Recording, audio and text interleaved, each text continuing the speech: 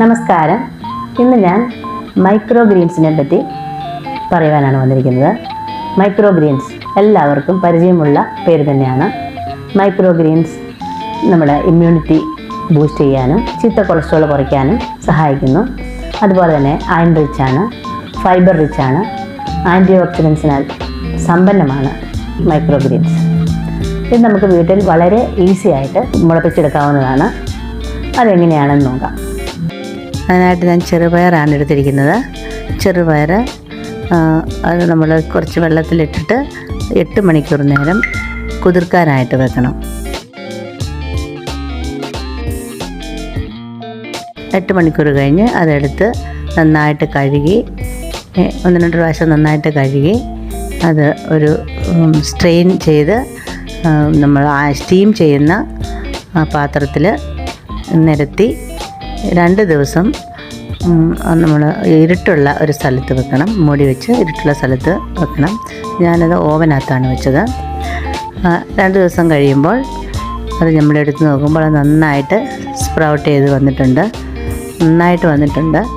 ഇനി ഇത് പുറത്ത് നമ്മുടെ വിൻഡോയുടെ സൈഡിൽ എവിടെയെങ്കിലും നല്ല വെട്ടമുള്ള സ്ഥലത്ത് വെക്കേണ്ടതാണ്. അപ്പോൾ 1-2 ദിവസം കഴിയുമ്പോൾ അത് പിന്നെയും കുറച്ച് അതിൻ്റെ റൂട്ട് വരാൻ തുടങ്ങും. 1-ാമത്തെ ദിവസം മുതൽ 2 നേരം വെള്ളം തളിക്കേണ്ടതാണ്.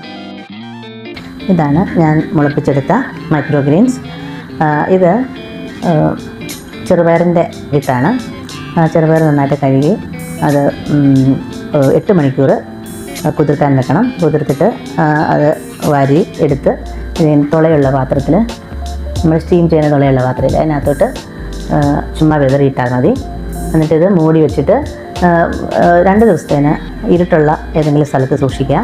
അത് കഴിഞ്ഞിട്ടത് പുറത്തെടുത്ത് നമ്മുടെ വീടിനകത്തുള്ള ജനലിൻ്റെ ഏതെങ്കിലും സൈഡിൽ ഇച്ചിരി പ്രകാശം കിട്ടുന്ന സൈഡിൽ മാത്രം, അത് പുറത്ത് വെക്കേണ്ട യാതൊരു ആവശ്യമില്ല. ഇതിന് മണ്ണിൻ്റെ ആവശ്യമില്ല, സൂര്യപ്രകാശത്തിൻ്റെ വലിയ ആവശ്യമില്ല.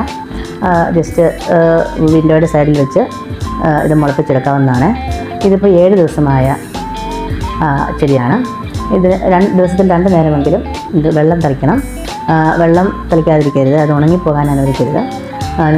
നന്നായിട്ട് വെള്ളം വേണം. കൂടുതൽ വെള്ളമുള്ളത് ഇങ്ങനെ ഈ പാത്രത്തിൻ്റെ അരികത്തോട്ട് വന്നതും ഇവിടെ വേര് പിടിക്കുന്നുണ്ട്. ഇങ്ങനെ ഇത് എടുത്ത് ഇതിപ്പോൾ 7 ദിവസമായതാണ്. 10 ദിവസമാകുമ്പോൾ ഇല നന്നായിട്ട് 2 ഇല നന്നായി വിടർന്ന് വന്നു കഴിയുമ്പോൾ നമുക്കിത് കട്ട് ചെയ്ത് സാലഡിനും പിന്നെ സൂപ്പിനും പിന്നെ തോരനായും ഒക്കെ ഇത് ഉപയോഗിക്കാവുന്നതാണ്. ഇതെന്നും നമ്മൾ കൺസ്യൂം ചെയ്താൽ ഏറ്റവും നല്ലതാണ്. പിള്ളേർക്ക് ബുദ്ധിശക്തി ഉണ്ടാകുവാനും എല്ലാത്തിനും ഒത്തിരിയേറെ ആരോഗ്യപ്രദമാണ്. ഇത് ട്രൈ ചെയ്ത് നോക്കൂ കൂട്ടുകാരെ.